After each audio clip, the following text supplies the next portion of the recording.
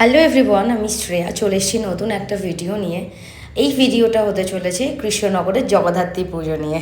তো এটা ছিল আমার ডে 1 জগদ্ধাত্রী পুজোর প্যান্ডেল হপিং। প্রথমেই চলে গিয়েছিলাম আমার বাড়ির পাশে গোলাপটি বারোয়ারির ঠাকুর দেখতে, তারপরে চলে গেছিলাম আর একটা ঠাকুর দেখতে, কিন্তু ওয়েদার খুব খারাপ থাকার কারণে বৃষ্টি পড়েই যাচ্ছিল কন্টিনিউয়াসলি। আর এটা দুদিন বৃষ্টি যেন থামতেই চাইছে না, আর এর মধ্যে চলে গেছিলাম পরবর্তী বারোয়ারিতে। আর এই বারোয়ারির থিম ছিল অপারেশন সিন্দুর। এটা হচ্ছে রাধানগর আদি বারোয়ারি, এখানেও প্যান্ডেলটা ভালোই করেছিল। এই দেখো মাকে দর্শন করা হয়ে গিয়েছে। আর প্যান্ডেলের অবস্থা এত খারাপ যে বৃষ্টির কারণে এরম ভাবে জল পড়ছে। তো তারপর চলে গেছিলাম আমরা পরবর্তী বারোয়ারির উদ্দেশ্যে। আর এটা ছিল অন্নমাতা। এখানে এত ভিড় ছিল লাইনে, মানে রাস্তাতেও যেমন ভিড় ছিল তেমন একটা লম্বা লাইন, বাট এই লাইনটা জলদি জলদি তারা ছেড়ে দিচ্ছিল ভেতরে দর্শনার্থীদের জন্য, তো খুব একটা বেশি লেট হয়নি। তারপর আমরা চলে গেছিলাম প্যান্ডেলের ভেতরে। আর এই দেখো এখানে করেছিল থিমটা দুধসাগর ওয়াটারফল। আর এই থিমটা এত সুন্দর হয়েছিল, মানে যেটা চোখে না দেখলে বোঝা যাবে না।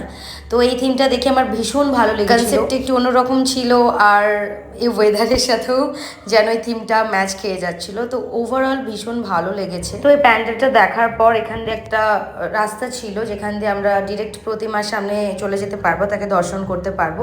তো তারপর আমরা চলে গেছিলাম মাকে দর্শন করতে। এটা হচ্ছে আমাদের অন্নমাতা। এটা দেখার পর চলে গেছিলাম নেক্সট পুজো, এটা হচ্ছে রেনবো ক্লাব রেনবো। এখানে ঠাকুরকে দর্শন করে নেওয়ার পর আমরা বেরিয়ে গেছিলাম নেক্সট প্যান্ডেলের জন্য।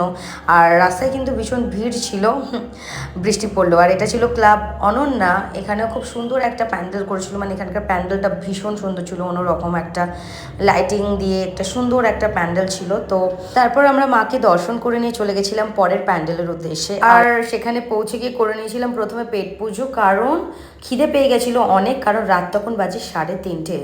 তো এই দুটো ছানাপোনা খেতে চাইছিল এগ রোল, তাই এদেরকে খাওয়ানো হলো।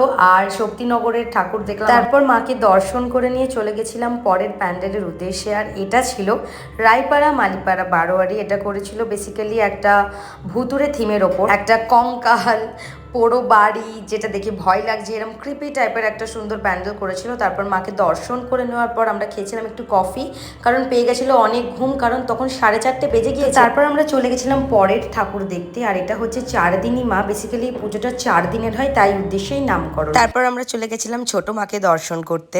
এটা ছিল কাঁঠালপোতা বারোয়ারি। এখানে আমরা ছোট মাকে দর্শন করে চলে গেছিলাম পরবর্তী প্যান্ডেল। আর এটা ছিল আমাদের মা, সবার মা বুড়িমা। বুড়িমাকে যত দেখি তত মনে হয় কম, এখানে না গেলে যেন মনের শান্তি পূরণ হয় না। বহু মানুষ মায়ের কাছে আসে মাকে একটিবার দর্শন করার জন্য, তার কাছে পুজো দেওয়ার জন্য। তারপর আমরা কিছু শিউলি ফুল কুড়িয়ে নিয়ে চলে গেছিলাম বাড়ি। আজকের ব্লগটা এইটুকু, দেখা হবে নেক্সট ভিডিওতে।